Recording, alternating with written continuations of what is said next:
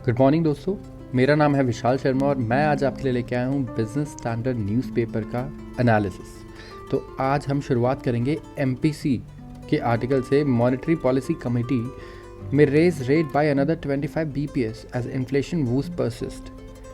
अब हेडिंग से हमें पता लग रहा है कि मॉनेटरी पॉलिसी कमेटी जो है वो 25 बेसिस पॉइंट 0.25% रेट बढ़ाएगी, जो हमारा इंटरेस्ट रेट है। ऐसे चांसेस हैं इस बार के एमपीसी अनाउंसमेंट में। तो reserve bank of India is likely कि वो रेपो रेट बढ़ाए 7th स्टेट पॉलिसी रिव्यू में। एज अ हेडलाइन इन्फ्लेशन जो है वो अभी भी मैंडेट से ऊपर है। हमारा टारगेट है हेडलाइन इन्फ्लेशन का 4%, और इस बार भी एक्सपेक्टेड ये है कि 25 बेसिस पॉइंट से बढ़कर जो इंटरेस्ट है, रेपो रेट है, वो हो जाएगा 6.75%। अब ये वो इंटरेस्ट रेट है जिस पर प्राइवेट बैंक्स आरबीआई से पैसे उठाती हैं। तो जो आरबीआई पैसे प्राइवेट बैंक्स को लोन देता है वो अब बढ़ा कर देगा 25 बेसिस पॉइंट से। तो आपके जो लोन के रेट्स हैं वो भी महंगे होंगे। तो आपको इस तरीके से इससे फ़र्क पड़ता है। अब क्योंकि महंगाई जो है अभी भी पूरी तरीके से काबू में नहीं आई है। जो महंगाई दर है वो थी 6.44% फरवरी में और 6.52% जनवरी में। और क्योंकि 4% का जो मैंडेट है with in a band of 2% either side रहना चाहिए, 2% ऊपर 2% नीचे के करीब, ये टारगेट है आरबीआई का। तो इसी टारगेट को लेकर आरबीआई इस बार 25 बेसिस पॉइंट बढ़ा सकती है रेट ऑफ इंटरेस्ट। तो जो लोग लोन लेना चाहते हैं, लोन लेने वाले हैं या जिन्होंने लिया हुआ है, इन सबको इससे फ़र्क पड़ना है। तो उसके बाद इन्वेस्टर्स जो स्टॉक मार्केट में इन्वेस्टेड है, उनको ये देखना है कि जो कंपनीज है जिनके ऊपर बहुत ज़्यादा लोन है, उनका भी जो इंटरेस्ट कॉस्ट है वो बढ़ना है, तो उनके भी प्रॉफिट मार्जिन जो है वो ज़रूर कम होंगे।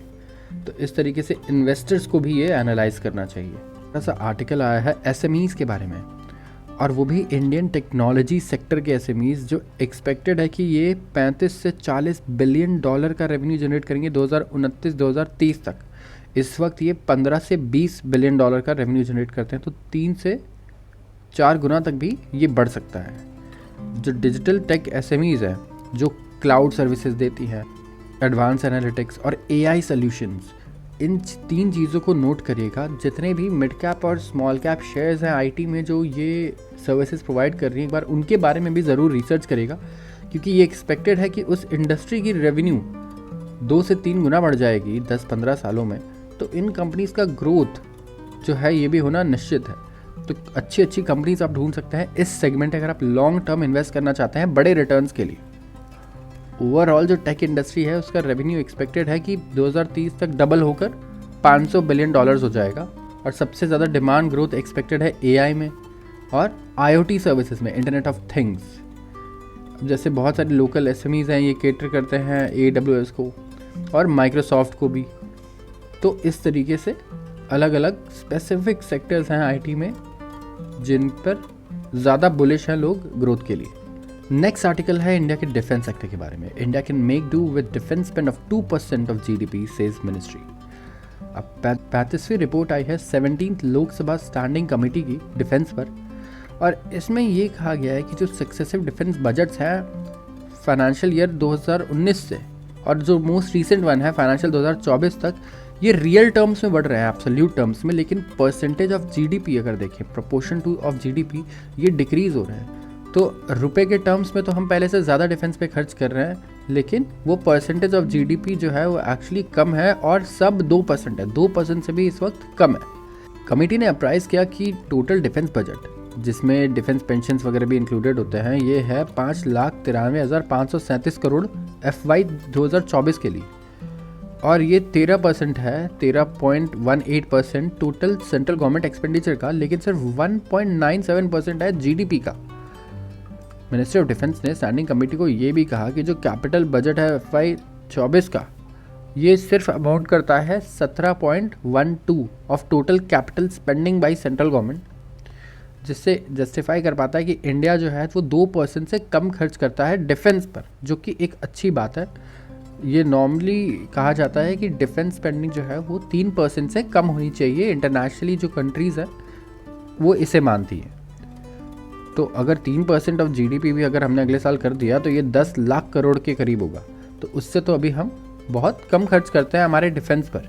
इसलिए आप ऐसा कह सकते हैं कि इंडिया ओवर स्पेंड नहीं करता अपने डिफेंस पर, और एब्सोल्यूट टर्म्स में वो बढ़ा रहा है एक्सपेंडिचर को, बट प्रपोर्शनेटली वो कम भी कर रहा है टोटल जीडीपी से।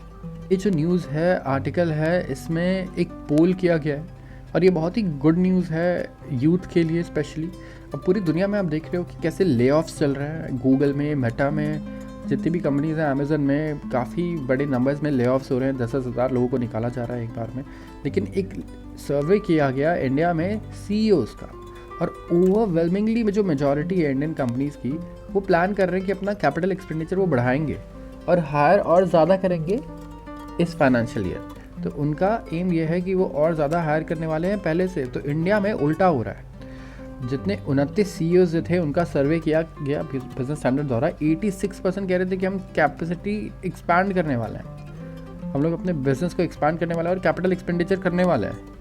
और 93% जो CEOs थे उन्होंने कहा कि अब हम जो है FY 2024 में और ज़्यादा हायर करेंगे पहले से।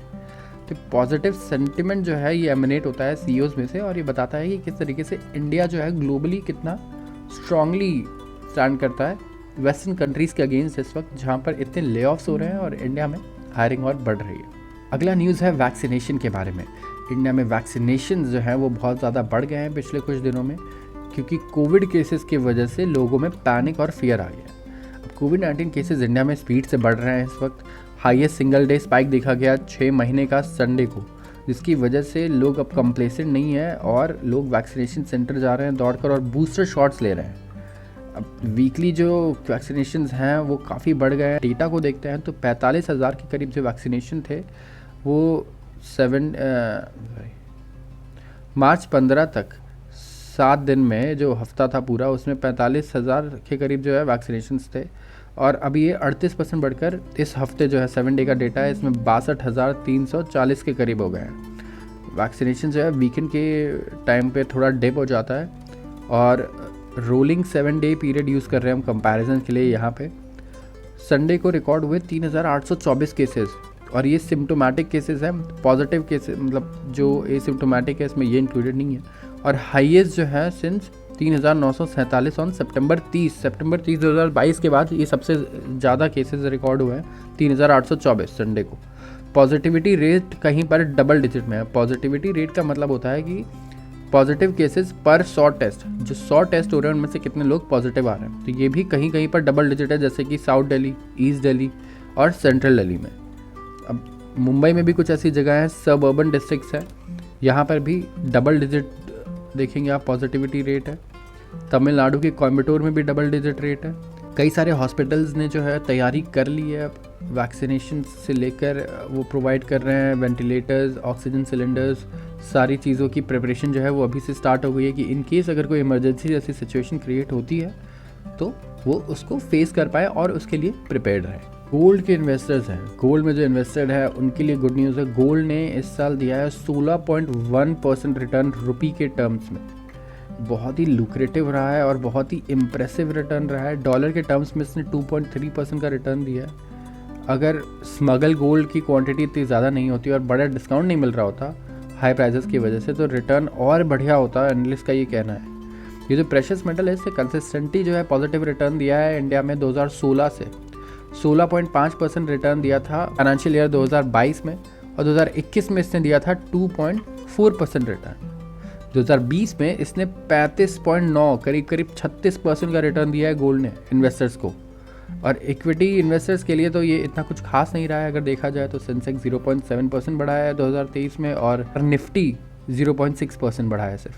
तो गोल्ड है स्टॉक मार्केट को बीट किया है इन 2-3 सालों में रिटर्न से। अगर आपको ये एनालिसिस अच्छा लगा हो तो इस वीडियो को लाइक ज़रूर करें और कमेंट सेक्शन में बताएं कि आप इसी तरीके के और वीडियोस देखना चाहते हैं या नहीं। धन्यवाद।